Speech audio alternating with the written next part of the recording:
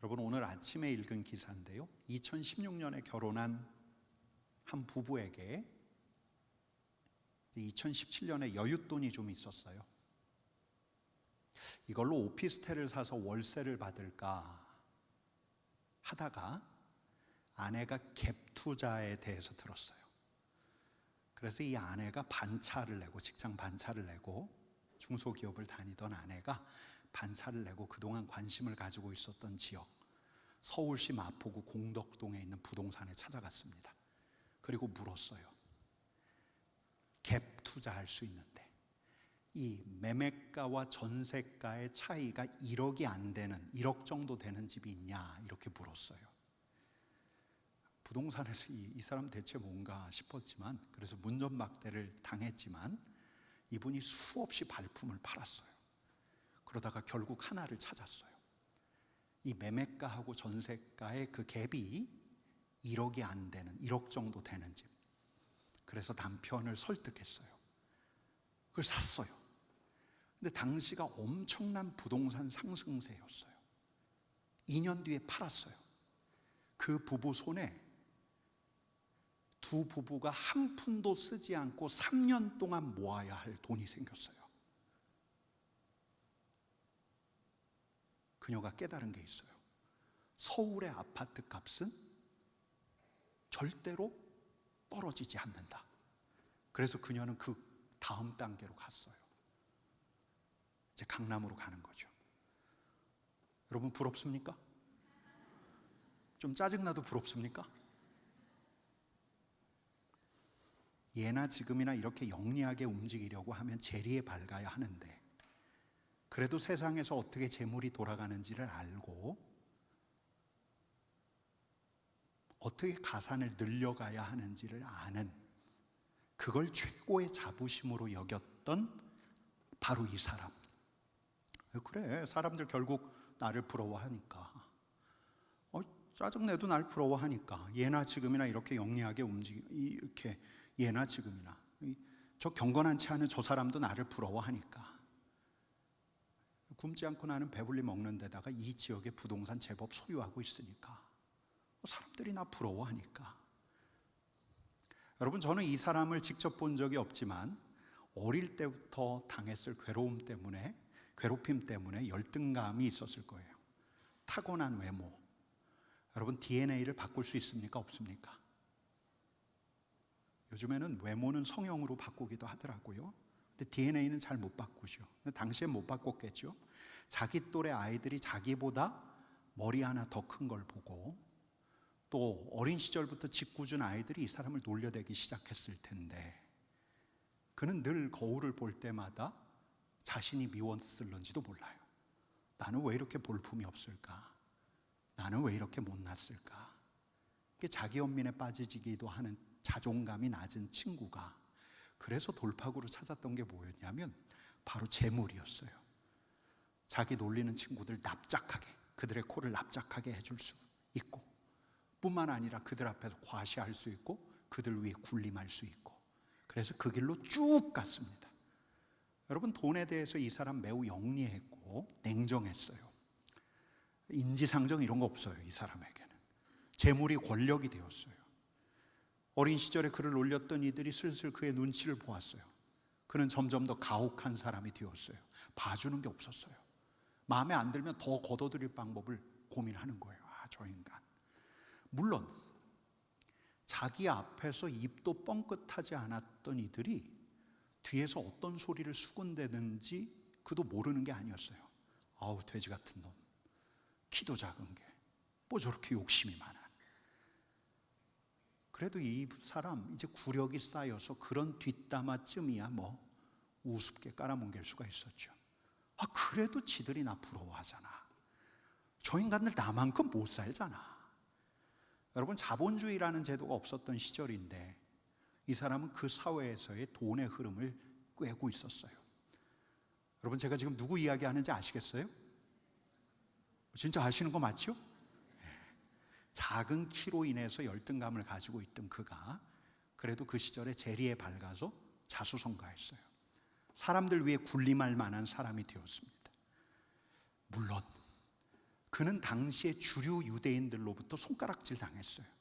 특별히 로마 치하에 있었던 유대 민족의 단결을 부르짖었던 민족주의자들에게는 버러지 취급을 받았죠. 저 세리들 가혹하게 세금을 걷어들여서 자기 주머니를 채우고, 뿐만 아니라 그 세금을 가지고 누구에게 부역하고 있습니까? 로마에게 부역하고 있는 거예요. 제국 로마에. 유대를 식민지로 삼은 제국 로마에 부역하고 있는 거예요. 유대 민족의 아이덴티티 잃지 않으려고 하고 어떻게 해서든지 독립을 원했던 이들은 이 저 열심당 바리새인들이 이 세리를 얼마나 미워했겠습니까? 여러분, 게다가 이 세리를 진짜 미워했던 사람은 누구였죠? 종교인들이었어요. 종교인들. 저 배 나온 탐욕으로 똘똘 뭉친 저 인간, 안식일에 이제 회당이라도 와서 들어가려고 하면은 이 회당에 출입했던 종교인들이 저 같은 유대 민족의 고열을 빨아내는 저 인간 하면서 손가락질 했을 거예요. 여러분, 이 세리는 누구하고 같은 취급을 받았습니까? 세리와 그 다음에 어떤 말이 또 나오죠? 죄인이에요. 죄인. 근데 이 죄인이라고 하면 보통 누구를 가리키죠? 창녀. 근데 이 세리 중에서 세리장이었던 이 사람이었기에 그가 받는 모멸감은 상당히 컸을 거예요. 여러분, 세금 감면 받으려고 이 세리장 앞에서 얼마나 아첨하고 비굴한 척 했을까요? 근데 회당에서 만나면 얼굴빛을 바꿉니다. 저 키 작은 땅딸보, 저 욕심쟁이는 지옥에 들어가야 마땅하지. 손가락질하는 소리가 막 귀로 들려왔겠죠. 여러분, 세리는 이런 이중적인 세태를 보았겠지만 때때로 이 수치심과 모멸감을 참아내기 힘들 때가 있었을 거예요. 그가 진짜 유대인들 안에서 한 인간으로 대접받았던 때가 있었던가. 게다가 자기가 열심히 벌어다 먹인 내 자식마저도 아버지를 부끄러워하기 시작하니까 이런 모욕감 때문에 막 분을 사귀는 때도 틀림없이 있었을 거예요. 세리장, 그러나 매국노, 부자, 그러나 불의한 부자. 여러분, 근데 어느 날 소식이 들려오는 거예요. 어떤 소식이 들려오냐면 예수님이 여리고를 통과한다는 소식. 여러분, 예수님에 대한 소문을 삭개오가 들었을까요? 못 들었을까요? 아마 듣지 않았을까요? 예수님은 그 당시에 유명세를 타고 있던 인물이었어요. 예수님에 대한 소식을 들어본 바가 있어요. 게다가 이 세리 삭개오는 아주 기이한 소문까지도 들었어요. 그분은 매우 고결한 이스라엘의 스승인데 나 같은 세리들하고도 어울린다는 이야기가 들려왔겠죠. 세리들하고 밥상에서 같이 밥도 먹는다는 소문까지 들었을 거예요. 게다가 이분의 제자 중에는 어떤 출신도 있어요? 여러분, 마태가 직업이 뭐였죠? 세리였어요. 세리. 이분의 제자 중에는 세리 출신이 있는 거예요. 보고 싶었어요. 대체 어떤 분인가 보고 싶었죠. 그러고 달려갔는데 여리고에 이 수많은 사람이 몰려들었어요. 게다가 여기는 세관입니까? 세관이 아닙니까? 세관이 아니에요. 아이고, 여리고의 세리장 존경하는 세리장님 삭개오 오셨습니까? 하면서 이렇게 길을 터줄 사람이 아무도 없어요. 여러분, 그렇다고 이 당시 거의 유일하게 그 마을에서 배나 왔을 법한 이 키 작은 삭개오가 이렇게 배로 사람들을 밀치면서 앞으로 나갔을 수 있었을까요? 여러분, 그 자리에 모였던 이들 중에는 어떤 열망, 메시아에 대한 열망을 가진 이들이 상당했을 거예요. 이 열망을 가지고 이 제국 로마를 뒤집어 엎을 메시아에 대한 기대를 가졌던 인물, 어쩌면 바로 저분이 메시아일는지도 모르는데, 여러분, 그런 이들에게는 이 로마 제국의 부역자였던 세리는 눈에 가시인 거예요. 여러분, 삭개오는 아마 그 자리에서 나를 혹시 적대하는 그 민족주의자들 열심당이 있나 두루 살폈을 거예요. 키가 작아서 뒤에서는 잘 안 보이고 앞으로 가려고 하는데 사람들 눈치가 보이고. 여러분, 그래서 그가 어떻게 합니까? 3절하고 4절 말씀 같이 읽겠습니다. 그가 예수께서 어떠한 사람인가 하여 보고자 하되 키가 작고 사람이 많아 할 수 없어 앞으로 달려가서 보기 위하여 돌 무화과 나무에 올라가니 이는 예수께서 그리로 지나가시게 되밀어라. 길이 쭉 연결돼 있는데 이 길 따라가면 저 앞까지 가야 하는데 저리로 갈 테니까 내가 저 앞으로 가야겠다. 그리고 앞으로 달려서 예수님 얼굴이 잘 보일 만한 돌무화과 나무 위로 올라갔어요.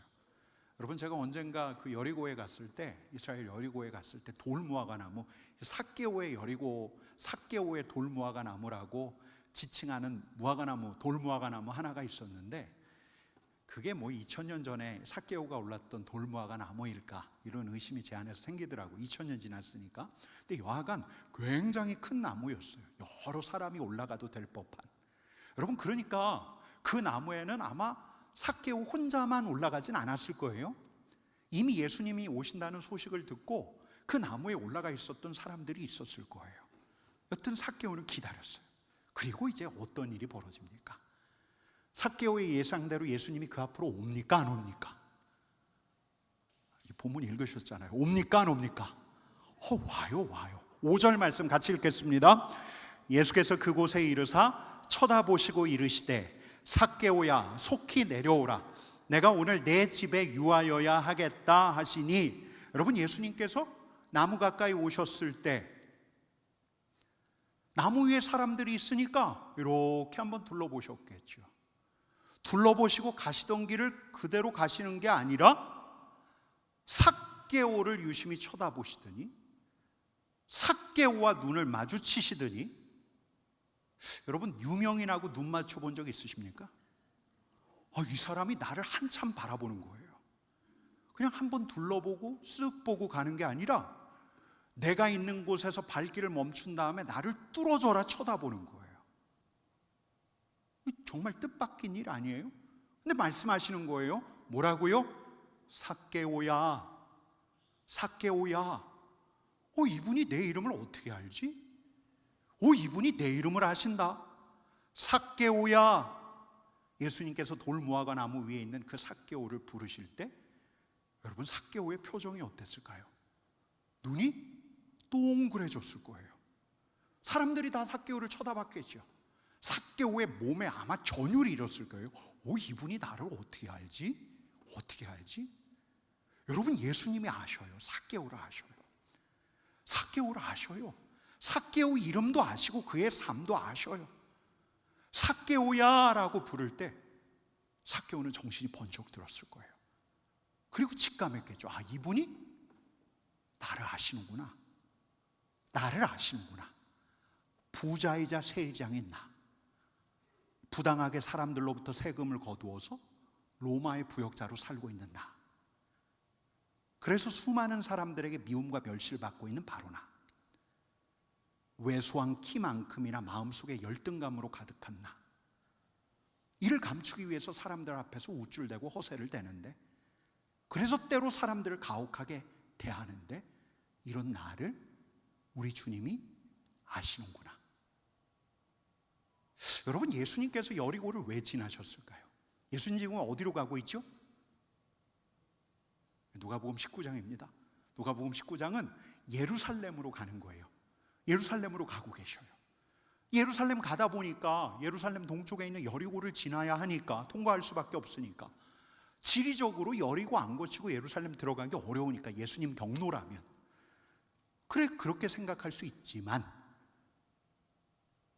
여러분, 이 본문을 보면 우리 주님께서는 삭개오 만나러 여리고 가신 거예요. 삭개오를 만날 요량으로 여리고에 들어가신 거예요. 대체 누군가 보자, 예수님이 얼마나 유명한 사람인가 보자 하고 돌무화과 나무에 올랐는데, 먼 데서부터 예수님을 바라보고 있던 삭개오, 그리고 그를 만날 요량으로 여리고로 들어오셔서 그의 앞에서 멈추시고 그를 바라보고 계시는 주님. 여러분, 저는 이 장면을 보면서 이런 장면을 떠올려 봐요. 오늘 비도 이렇게 오는데, 여러분, 비 오니까 제 마음속에 제일 먼저 들었던 생각이 어떤 생각인 줄 아세요? 오늘 비 오네. 게다가 무슨 알림 문자까지 왔죠? 오늘 금요기도에 많이 오실까? 이런 생각부터 드는 거예요. 근데 이런 비 오는 날, 예수님 만나려고, 예수님이 대체 어떤 분인가 궁금해서 금요기도회까지 왔는데, 그 비 오고 난 이런 주중 예배 별로 익숙지 않고, 그래서 예배당 뒤편에 이렇게 팔짱 끼고 앉아 있는데, 이 예수님이 오신 거예요. 앞에 오신 주님이 사람들을 한번 쭉 둘러보시다가 그에게 시선을 멈추고, 나에게 시선을 멈추고 나를 바라보신다면, 나를 보시면서 빙그레 웃으시면서 마치 나를 잘 아시는 것처럼 바라보신다면, 근데 거기서 끝나는 게 아니에요. 내 이름까지 부르시는 거예요. 얘야, 아무개야. 여러분, 우리 주님께서는 여리고의 세리장이었던 삭개오에게 오이 세리장 이렇게 부르시지 않았죠? 야, 땅 많은 부자 이렇게 부르시지 않았죠? 여러분, 예수님께서 뭐라고 부르셨습니까? 삭개오야 이름을 부르셨어요. 여러분, 제가 언젠가 한번 말씀드린 적이 있는 것 같은데요, 우리 하나님의 호명, 우리 하나님께서 이름을 부르셔요. 예수님이 이름을 부르셔요. 근데 이름을 부르면 그 사람이 새롭게 빚어져요. 그 사람의 이름대로 그 사람이라는 존재가 이루어져 가요.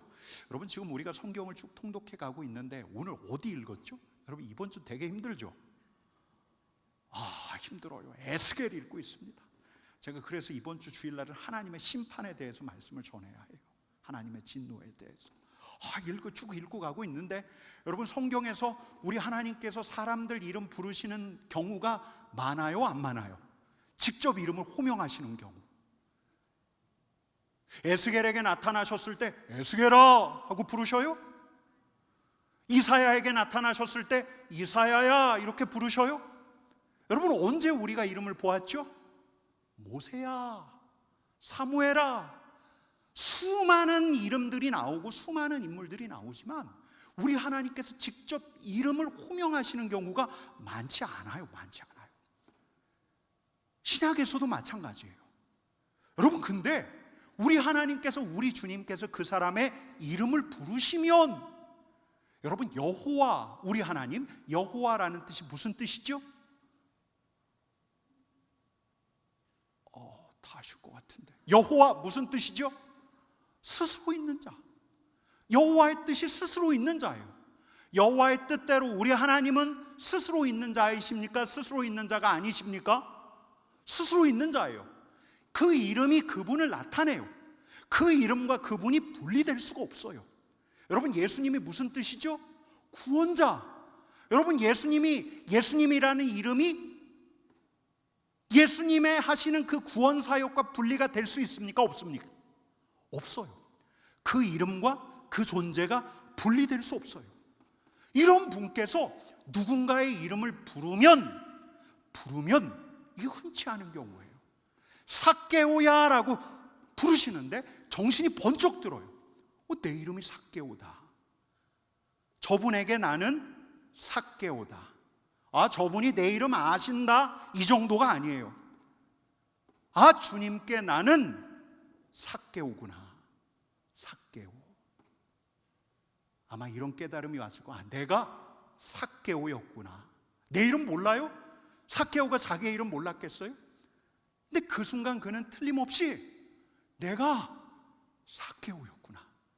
내가 삭개오의 뜻이 깨끗한 자예요. 내가 깨끗한 자였구나. 여러분, 언제 우리 주님께서 이름을 부르시는가? 우리 주님께서 그냥, 성경에 보면 그냥 이름을 부르시는 게 아니에요. 그 이름과 그 존재가 분리되지 않는 분께서 이름을 부를 때에는 그 이름대로 되게 하시려고, 하나님께서 이 세상을 내실 때 주신 그 이름대로 되게 하시려고 삭개오야 하고 부르시는 거예요. 삭개오, 그에게 붙여진 이름 그대로 삭개오가 되어야 할게. 삭개오의 본디 아이덴티티는, 정체성은 삭개오여야 할게. 여러분, 삭개오가 무슨 뜻이라고요? 한번 따라해 봅시다. 깨끗한 자. 깨끗한 자. 여러분, 우리 주님께서 그의 이름을 부르시는 거예요. 그럼 그는 그의 이름대로 되는 거예요. 깨끗한 자로. 우리 주님께서는 삭개오를 삭개오 깨끗한 자로 보신 거예요. 부당하게 불의하게 세금을 징수하고 사람들의 돈을 착복하고 자기 배를 불리는 그였지만 우리 주님께서는 본디 하나님께서 그를 지으신 깨끗한 자로 보신 거예요. 결국 그가 깨끗한 자가 될 것을 알아보신 거예요. 그래서 드물게 우리 주님께서 누군가의 이름을 부르실 때 이 삭개오의 이름을 불러요. 삭개오야! 여러분, 우리 주님께서 그 사람의 이름을 부르시거든 그 이름은 그의 아이덴티티, 정체성이 돼요.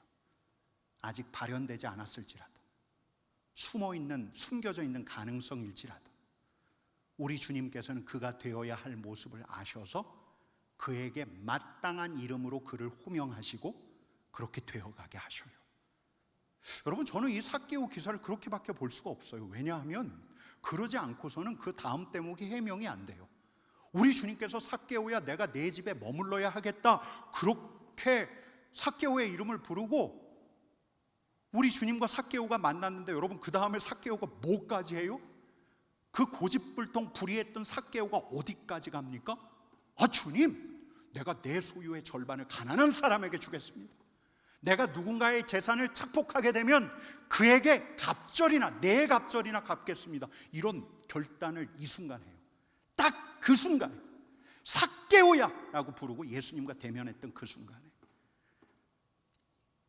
여러분, 나를 아시는 분께서 내 앞을 이렇게 지나가시는데 나를 그냥 무심하게 보시는 게 아니라, 한번 둘러보고 이렇게 가시는 게 아니라 나를 한참을 보셔요.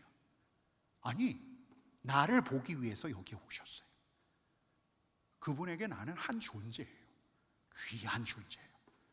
아름다운 존재예요. 영원한 가치를 지닌 존재예요. 그래서 그분은 나에게 합당한 이름으로 불러주시는데, 우리 주님께서 나에게 합당한 이름으로 불러주실 때 우리는 그 이름대로 하나님의 계획 아래서 우리가 진짜 되어야 할 존재, 귀하고 아름다운 존재가 되어가는 거죠. 삭개오가 이름만 삭개오가 아니라 진짜 삭개오가 되는 거예요. 영롱이가 이름만 영롱이가 아니라 진짜 영롱이가 되어가는 거예요.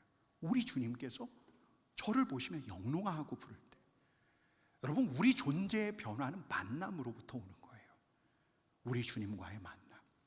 나를 아시고 나를 사랑하시는 분, 나를 사랑하시는 분이 나를 부를 때 변화가 일어나요.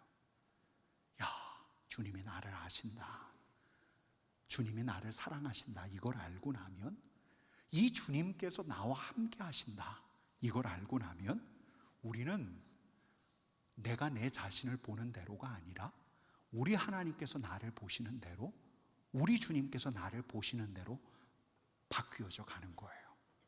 내가 진짜 귀한 존재구나, 주님께서 나를 사랑하시며 기뻐하시는구나, 내가 정말 하나님께 특별한 존재구나, 영원히 가치를 지닌 존재구나, 내가 이름만 삭개오인 줄 알았는데 하나님께도 그 삭개오의 뜻대로 깨끗한 존재구나, 남들과 비교해 와서 늘 주눅들었던 나의 열등감, 또 막 열등감을 감추려고 우리가 우쭐대잖아요.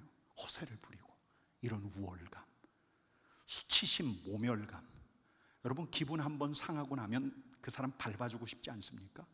분노, 가혹한 말로 되갚아주던 내 성정, 이런 성정마저도 나를 진짜 아시는 우리 주님을 만나면, 이런 주님과 함께 걷다 보면 바뀌어요. 아, 주님이 나를 기뻐하시는구나, 주님이 나를 사랑하시는구나, 주님께 나는 독특한 존재구나, 주께서 나에게 마땅한 이름으로 불러주시는구나. 여러분, 제가 지난 주일날 그 드라마 대사 하나 소개했는데, 그게 2년 전에 했던 나의 해방일지라는 그 드라마에 나오는 그 대사예요. 제가 한 번 더 할게요. 지난주 주일날 소개했었는데, 그 남자 등장인물이 이런 대사를 쳐요. 딸 아빠예요. 딸아이 아빠인데, 전 이상하게 아장아장 걷는 애들 뒷모습을 보면 마음이 안 좋아요. 30년 후에는 쟤는 어떤 짐을 지고 살아갈까, 어떤 모욕을 견디며 살아갈까. 나니까 견뎠지. 근데 저 애는 애들은 그런 일 견디지 않았으면 너무 좋겠는데, 내 딸 유림이 너무 좋은데, 난 지금 유림이 없다는 건 상상도 못하는데, 근데 내 딸도 저 일들, 모욕감을 견뎌야 하는데, 나 태어나서 좋았니? 내가 내 자신에게 물어보면 나는 아니요 라고 답변할 수밖에 없어요. 뭐 이런 대사가 나오는데, 여러분 이 대사가 저한테도 많이 남았으니까 아직까지 기억해서 설교 때 인용을 했죠. 근데 저는 안도의 한숨을 쉬어요.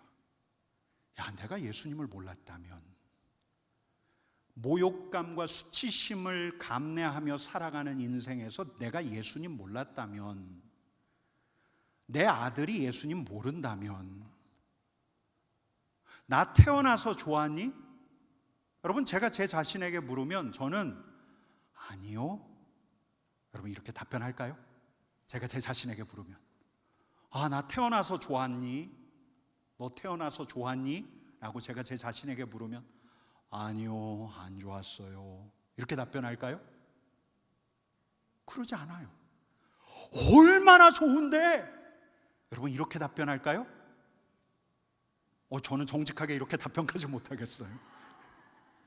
근데 이렇게 답변할 수 있어요. 그래도 좋지. 그래도 좋지. 예수님을 만났기 때문에, 예수님과 함께 하기 때문에 내가 이렇게 답변할 수가 있구나. 여러분 제가 며칠 전에 이제 새벽에 집에서 나오다가 무심코 집어들었던 책이 있는데, 그 책을 수요일날 새벽 예배 마치고 쭉 다 읽었는데요. 그 책이 뭐냐면 헨리 나우엔의 이는 내 사랑하는 자요라는 책이에요.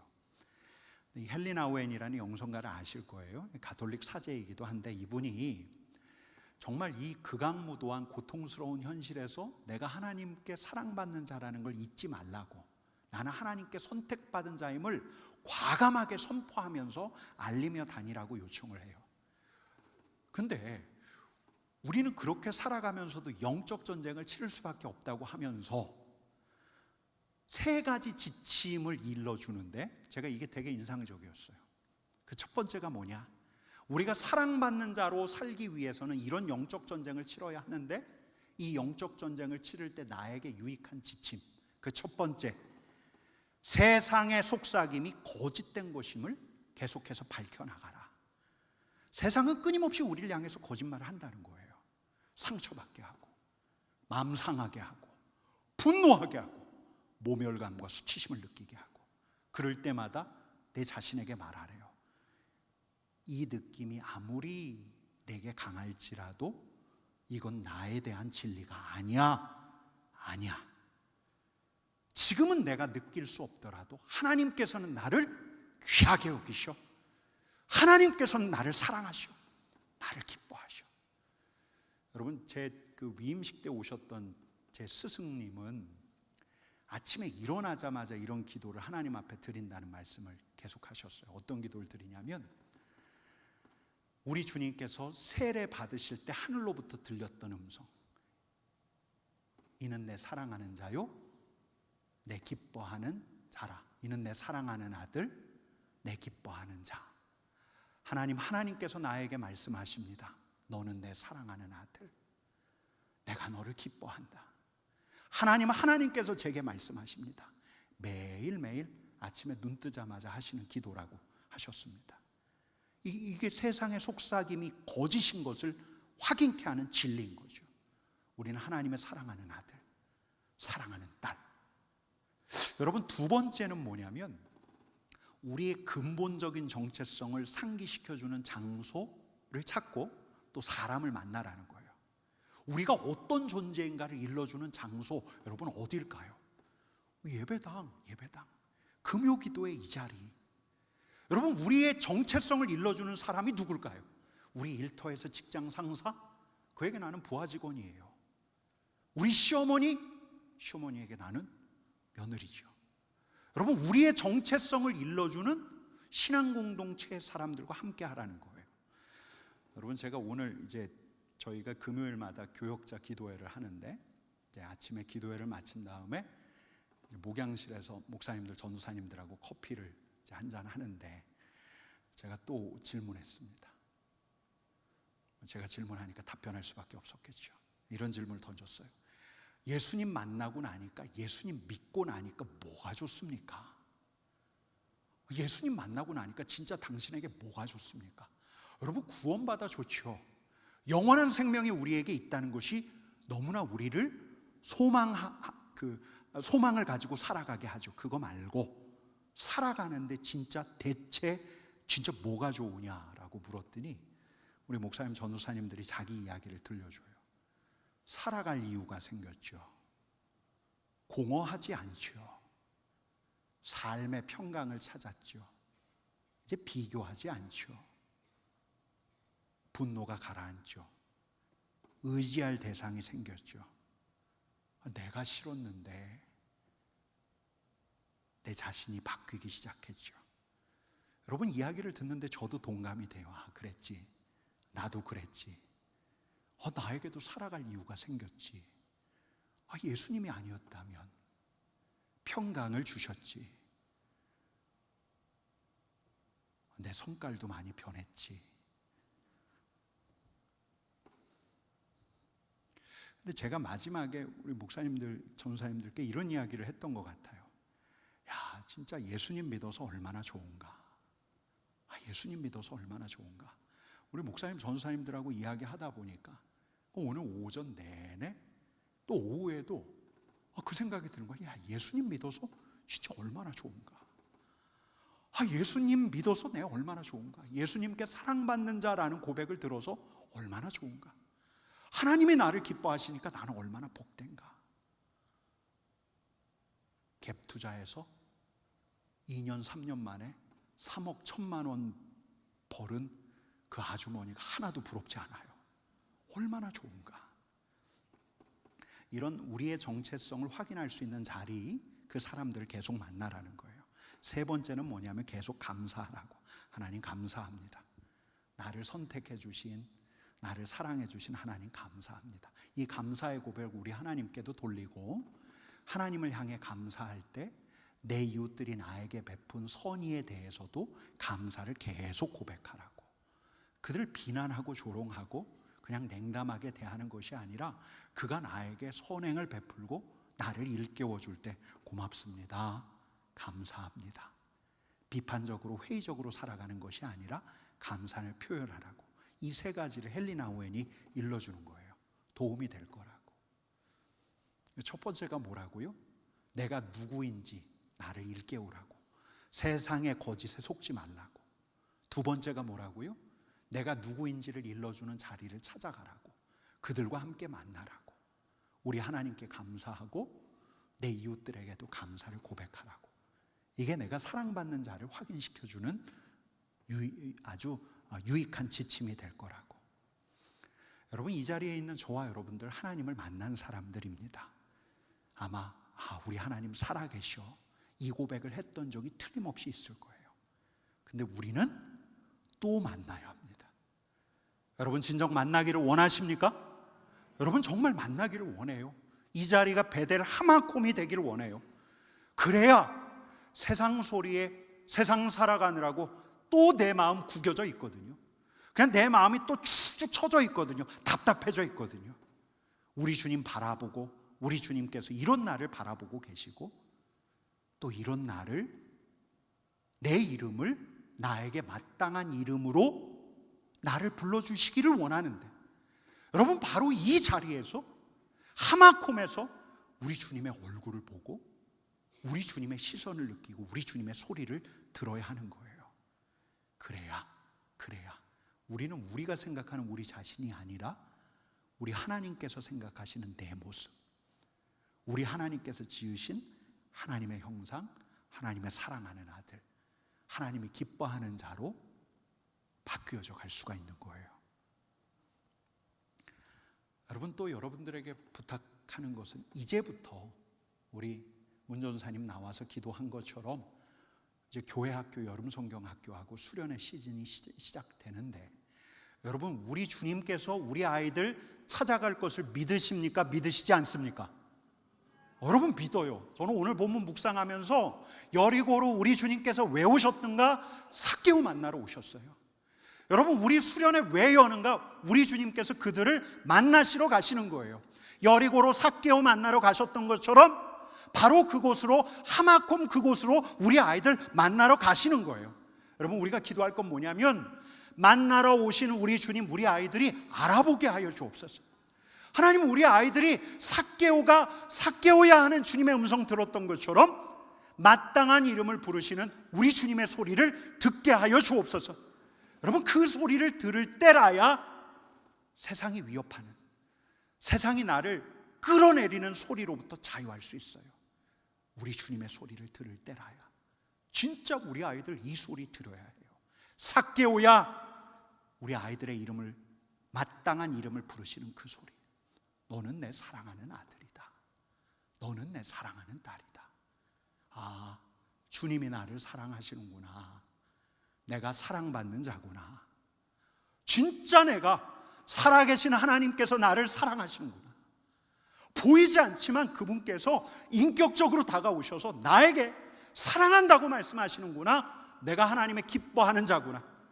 여러분, 이걸 경험하면 우리 아이들도 자기 정체성, 새로워진 자기 정체성을 간증하게 될 거예요. 여러분, 주님과의 만남만이 우리를 새롭게 빚어가신 우리 하나님의 손길을 경험하게 합니다. 만남을 기대하시기를, 이 자리에 있는 여러분들이 우리 하나님 만날 것을 기대하시기를, 삭개오야 하신 것처럼 여러분들에게 마땅한 이름 불러주실 우리 주님께서 이 자리에 계시는데 그 주님 알아보는 여러분 되기를 축복합니다.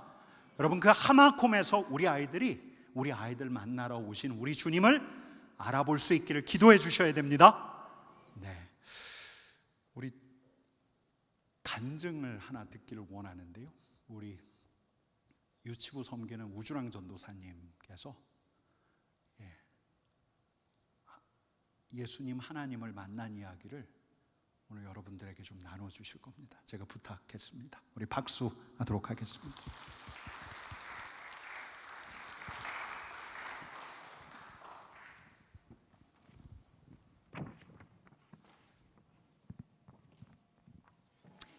할렐루야. 유치부를 섬기고 있는 우주랑 전도사입니다. 담임 목사님 말씀에 순종하여 이 자리에 서게 되었습니다. 부족하지만 제 짧은 간증을 통해 지금도 살아 역사하시는 하나님만 드러나는 귀한 시간 되기를 소망합니다. 네, 얼마 전에 금요일 오전 교역자 기도회 시간 이후에 티타임을 또 가지게 되었는데요. 그때 담임 목사님께서 이렇게 질문을 하셨습니다.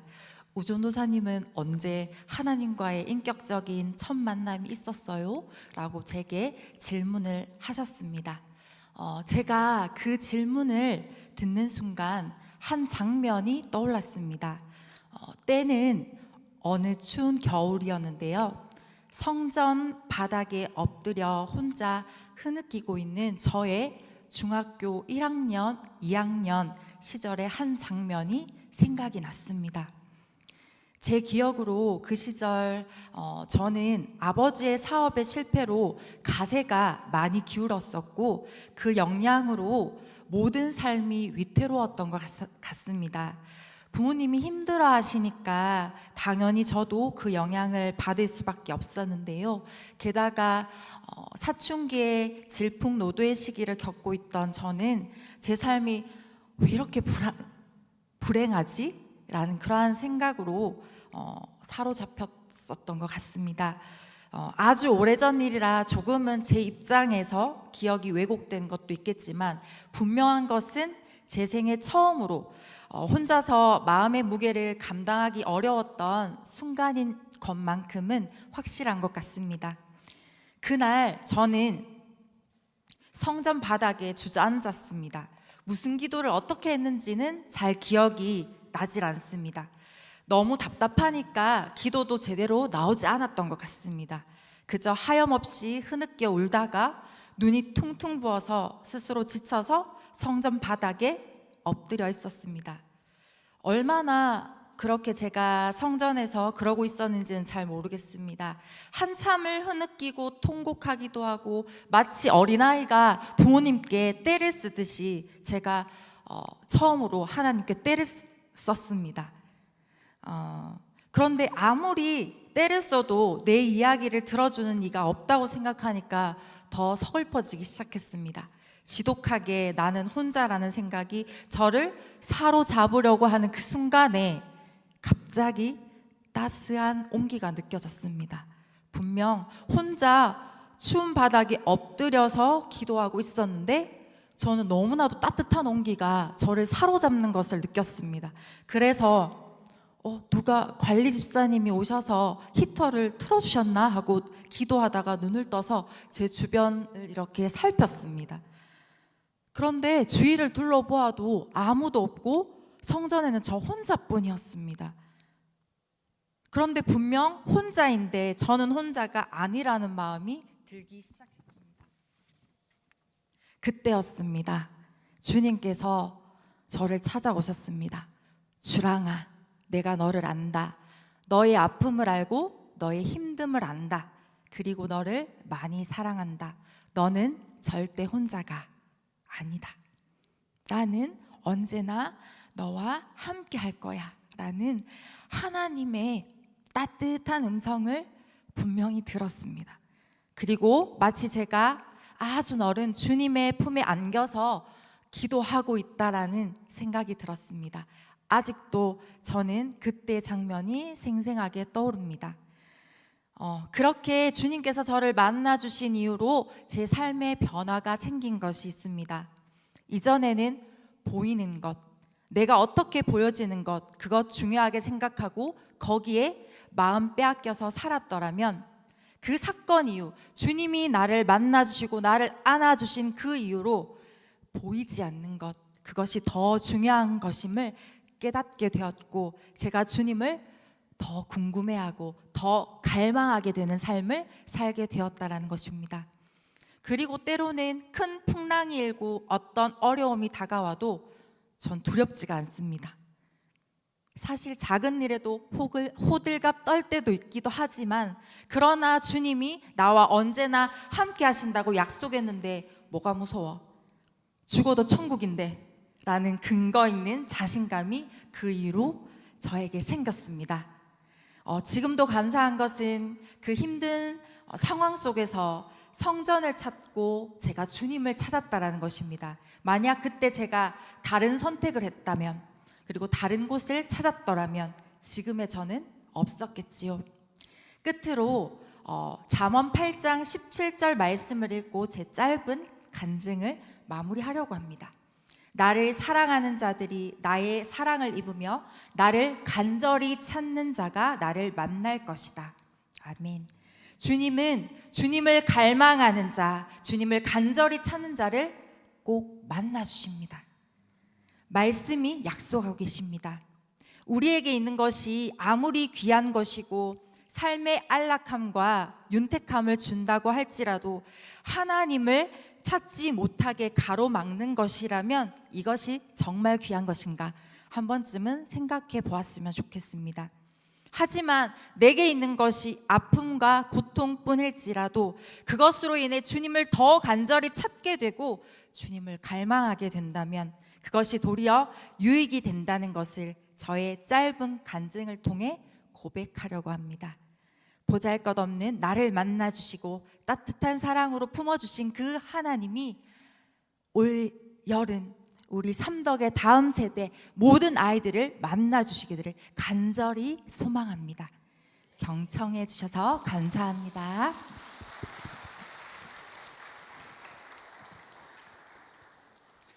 여러분, 우리 하나님께서 이렇게 또 우리 다음 세대들을 만나 주실 것을 바라십니까? 여러분, 진정 기도하기를 원하십니까? 우리 하나님께서 정말 이렇게 만나 주시기를 원합니다. 우리 우주랑 전도사님에게 그 겨울날 그 예배당이 하마콤 하나님의 얼굴, 하나님의 사랑을 느낀 자리였다면 우리 아이들에게 이 수련의 여름 성경학교의 자리가 우리 주님을 만나는 자리 될 것입니다. 여러분, 우리 주님께서 안아주실 거예요. 그의 이름을 불러주실 거예요. 낙담하고 또 열등감에 사로잡혀 있고 또 수치심에 사로잡혀 있는, 내가 앞으로 어떻게 가야 하나 앞이 안 보이는 그를 다시 일으켜 세워주시는 우리 주님께서 그의 이름을 불러주시고 그를 안아주실 것입니다. 여러분, 이런 하나님과의 만남의 은혜를 우리가 기대하는 거예요. 여러분, 우리 같이 일어나서 찬양하겠습니다. 같이 찬양합시다. 나의 하나님